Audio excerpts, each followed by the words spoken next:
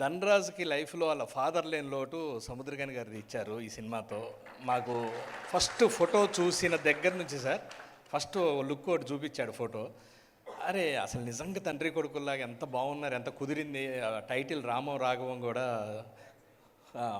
బాగా కుదిరింది. అసలు ఇద్దరు తండ్రి కొడుకులు అంటే మీరే అన్నట్టు లక్కీ, అదృష్టవంతుడు ధనరాజ్. చాలా బాగా, ఎందుకంటే అనుభవం ఉన్నోడు, చాలా రోజుల నుంచి ఇండస్ట్రీలో, చాలా సంవత్సరాల నుంచి ఇండస్ట్రీలో ఉన్నాడు కాబట్టి చాలా బాగా చేస్తాడు. అవకాశం వచ్చింది ఇప్పుడు. ఎప్పటికైనా గ్యారెంటీగా డైరెక్టర్ అవుతాడని నమ్మకం ఉండేది. అతనితో వర్క్ చేస్తున్న మొదటి నుంచి, పరుగు షూటింగ్ దగ్గర నుంచి చాలా మంచి జర్నీ.